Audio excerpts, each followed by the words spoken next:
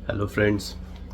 Snoring और sleep apnoea के हमारे डिस्कशन में आज हम लोग बात करेंगे कुछ साधारण से नुस्खों के बारे में, घरेलू तरीकों के बारे में कि कैसे हम खर्राटों को, स्नोरिंग को रोक सकते हैं या कम कर सकते हैं।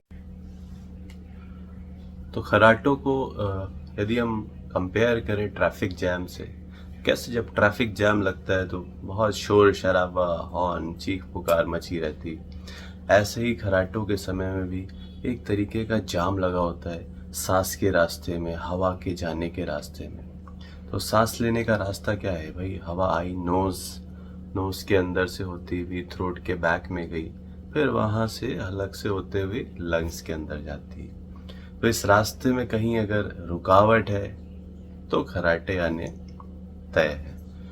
तो अगर हमारा टारगेट रहे कि हम कैसे इस जाम को खोल सकें, इस रास्ते को खोल सकें, अगर हम ऐसा कर पाते हैं, इस रास्ते को अगर हम खोल देते हैं, जाम क्लियर कर देते हैं, तो खर्राटे स्वतः ही अपने आप ही रुक जाते हैं। तो चलिए देखते हैं क्या कर सकते हैं हम इस रास्ते को खोलने के लिए। तो सबसे पहला तरीका जाम खोलने के लिए, जो हमारा सबसे पहला उपाय है, वो ओवरऑल रास्ते को स्मूथ करना और उसका कंजेशन खोलना। तो अगर एक बात आपने ध्यान दिया होगा, मोस्टली 95% लोग जो कि खर्राटे लेते, मैं ये नहीं कह रहा हूँ 100%, 95% लोग या ज़्यादातर लोग जो खर्राटे लेते हैं उनमें कहीं ना कहीं एक्सेस फैट देखा गया है,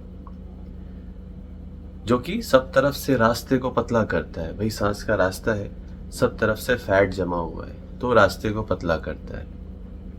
या फिर ये जैसे यहाँ गर्दन में फैट डिपॉजिट, तो एक प्रेशर इफेक्ट डालता है सांस के रास्ते के ऊपर, जिससे सांस रुकती है और खर्राटे आते हैं। तो अगर हम किसी तरीके से जो पेशेंट जो खर्राटे ले रहा है, जो व्यक्ति खर्राटे ले रहा है, उसका अगर वजन कम कर सके तो उससे बहुत अंतर पड़ता है। और शुरुआत में हम 5% कहते हैं, 3 से 5%। यदि कोई व्यक्ति 100 किलो का है तो अगर वो अपना वजन 100 किलो से 95 किलो ले जाता है, यदि कोई 80 किलो का है तो 80 से 76 किलो ले जाता है, तो बहुत ही सिग्निफिकेंट, एक बहुत ही ज़्यादा कमी आती है उसके खर्राटों में। और ये सबसे पहला कदम है, सबसे इम्पॉर्टेंट कदम है और सबसे ज़्यादा इसके व्यापक परिणाम है। बहुत ही इफ़ेक्ट, इसके स्ट्रॉन्ग इफ़ेक्ट्स आते हैं और सबसे ज़्यादा हम इसको एडवोकेट करते हैं। और जो लोग इतना करके आते हैं, क्योंकि जब पेशेंट हमारे पास आता है, कहता है मुझे खर्राटे आ रहे हैं और मुझे उससे निजात पानी है, तो सबसे पहले मैं कहता हूँ आप अपना वेट इतना कम करके आइए। अगर वो पेशेंट उतना कम करके आ जाता है तब मैं समझ जाता हूँ ये सीरियस पेशेंट है। ये बंदा सीरियस मतलब गंभीर वैसा वाला नहीं, सीरियस मतलब मोटिवेटेड पेशेंट है, ये आगे भी फॉलो करेगा और ये इसको लाभ होगा।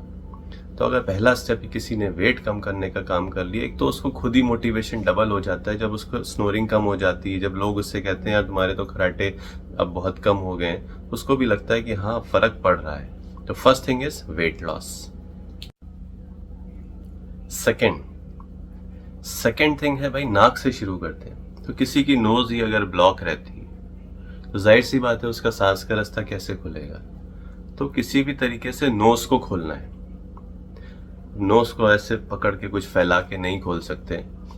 तो अगर किसी की नोज ब्लॉक है, उसको एलर्जी है, छींकें आ रही हैं, नज़ला है, नाक बह रही है, नोज ब्लॉकेज है, तो उसको जो तरीके हैं उससे खोला जाए। जैसे कि कुछ लोग over the counter nasal decongestant, नाक खोलने वाली दवाएं यूज़ करते हैं। कुछ लोग कुछ नहीं, सिर्फ सलाइन डालते हैं नाक के अंदर, तो उससे भी काफ़ी फ़र्क पड़ता है। तो अगर नाक खुल जाती है तो खर्राटे भी कम हो जाते हैं। आज हम सिर्फ घरेलू नुस्खों के बारे में बात करेंगे, इसलिए मैं और किसी तरीके की सर्जरी, कोई मेडिकेशन की बात नहीं कर रहा हूँ। तो नाक खुल जाए ऐसा कुछ करें, जैसे सलाइन डालें, कुछ एक्सरसाइजेज होती हैं, ब्रीदिंग एक्सरसाइजेज, उनको करें।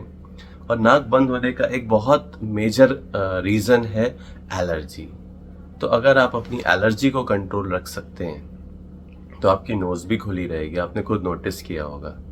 एलर्जी कंट्रोल कैसे रखेंगे? जिस चीज़ से एलर्जी है अगर आपको मालूम है उसको अवॉइड करें और डस्ट से एकदम बचें। यदि झाड़ू लगा रहे हैं या कहीं लग रही है, डस्ट है, तो आप अपना फेस नोज कवर करें और मास्क यूज़ करें, तो उससे भी नेज़ल कंजेशन, नेज़ल ब्लॉकेज कम होती है। तो ये सेकंड पॉइंट था, नोज किसी तरीके से खुल जाए। तो थर्ड है नाक खोलने के लिए स्प्लिंट्स। जैसे कि नाक अगर ऐसे बंद है तो कुछ ऐसे स्प्लिंट्स या टेप्स अवेलेबल हैं जो ऐसे साइड में लग जाते हैं। जैसे इस तरफ की नाक देखेंगे, ऐसे खींचने से थोड़ा खुल जाती है। तो अगर दोनों तरफ से ऐसे लग जाए कुछ जो नाक को खोल के रखे, तो इससे भी काफ़ी इफेक्ट पड़ता है। कुछ स्प्लिंट्स आते हैं सिलिकॉन के जो नोज में हल्के से इंसर्ट होते हैं और नाक का जो फ्लो है उसको इंक्रीज करते हैं। अगर कोई ब्लॉकेज है उसको कम करते हैं, तो नाक खोलने का काम करते हैं स्प्लिंट्स। सांस के रास्ते में नेक्स्ट स्टेप आता है तालू। चौथा पॉइंट है तालू को कैसे हम जो लूज पड़ा हुआ है उसको थोड़ा टेंस करें और स्ट्रॉन्ग करें। तो तालू को स्ट्रॉन्ग करने के लिए हमारे पास कुछ एक्सरसाइजेज होती हैं, जैसे ब्रेथ होल्ड करके ब्रीद इन करना, स्वैलो मूवमेंट्स करना। तो इससे तालू यानी कि पैलेट स्ट्रॉन्ग होता है और लेटते समय वो फॉल नहीं करता, तो फिर स्नोरिंग और स्लीप एपनिया कम हो जाती है। तो fourth number is palate exercises. तालू के बाद फिर नेक्स्ट नंबर आता है टंग का। सांस के रास्ते में नोज, पैलेट, टंग, लैरिंग्स, एयरवे, लंग्स, ऐसे करके सीरीज बनती है। तो हमने नोज, पैलेट के बारे में बात किया और फिर टंग की अगर बात करें तो टंग अगर किसी की बल्की है, हैवी है और लेटते समय पीछे को फॉल कर रही है, अगर हम उसको रोक पाते हैं तो उससे बहुत रिलीफ मिलता है। तो टंग को पीछे फॉल करने से रोकने के लिए क्या है, मुंह ना खोलने दें। देखें, जब साइड से अगर ध्यान से देखें, जब मुंह खुलता है तो ये चीज़ और अंदर दबती है। तो यानी कि अगर सोते समय आपका मुंह खुल जा रहा है तो जो प्रॉब्लम है वो और एग्रीवेट हो जा रही है। आप मुंह खोल रहे हैं तो सांस तो मुंह से नहीं आएगी, लेकिन और ज़्यादा टंग पीछे फॉल करके जो नोज वाला पैसेज है उसको भी ब्लॉक करेगी। तो माउथ को अगर हम क्लोज रखते हैं तो कुछ इस तरह के स्प्लिंट्स आते हैं जो मुंह को खुलने ना दें, मुंह को बंद रखें। तो अगर मुंह बंद रहता है तो नेजल ब्रीदिंग और पीछे तालू और टंग के पीछे से जाने वाला जो सांस का रास्ता है, जो हवा का रास्ता है, वो भी खुला रहता है, तो ब्रीदिंग इजी हो जाती है। नंबर 6 पे समझिए, जैसे मैंने बताया, अगर आप सीधे लेट रहे हैं, बैक की तरफ लेट रहे हैं, तो तालू हो गया, टंग हो गई, ये सब पीछे फॉल करते हैं और जो सांस का रास्ता है उसको कंप्रेस करते हैं। तो अगर हम सीधे ना लेट करके करवट लेटें, दाहिनी करवट या बाईं करवट या उल्टे भी बहुत से लोग ट्राई करते हैं, हालांकि मुश्किल होता है, बेटर है कि आप दाहिनी या बाईं करवट लेटें। तो उससे टंग या पैलेट पीछे फॉल नहीं करता है और ब्रीदिंग ईजी होती है।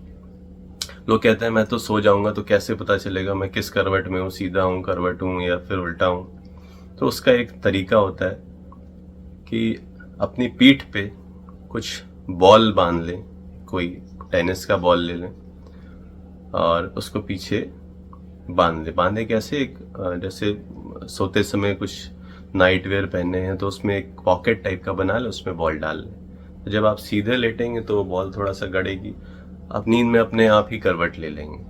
तो एक ये तरीका होता है। करवट सोना खराटों को और स्लीप एपनिया को कम करता है।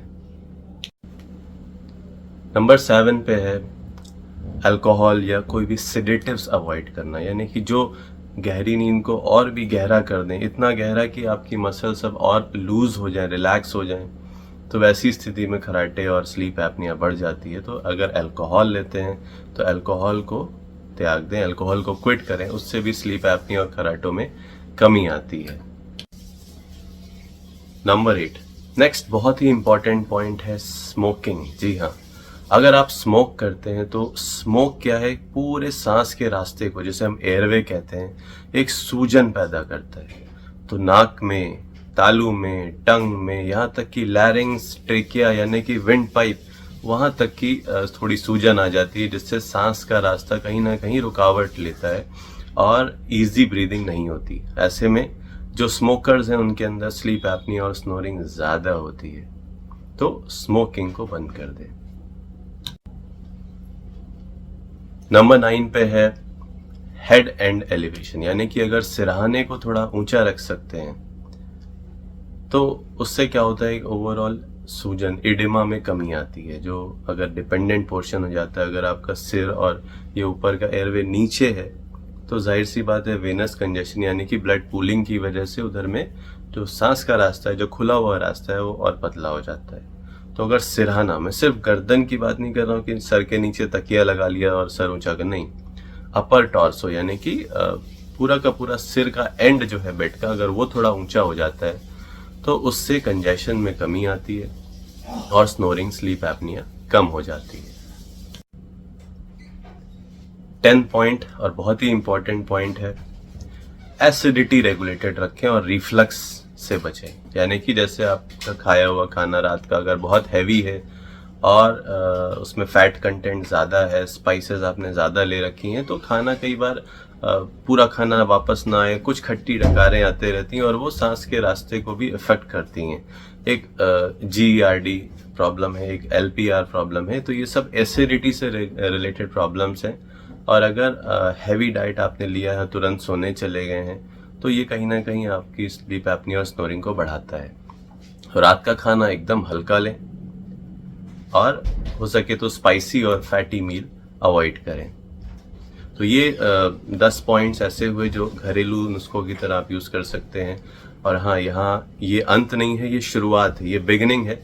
इतना करें और आगे के लिए अपने डॉक्टर से मिलें, तो अल्टीमेटली आपको बहुत बेनिफिट होने वाला है। आप ऐसा मायूस ना हो कि आपकी स्नोरिंग, स्लीप एपनिया का कोई इलाज नहीं है। डॉक्टर से मिलें और आगे का इलाज कंटिन्यू करें, और उम्मीद है कि आपके खराटे और स्लीप एपनिया दोनों ही से छुटकारा मिलेगा।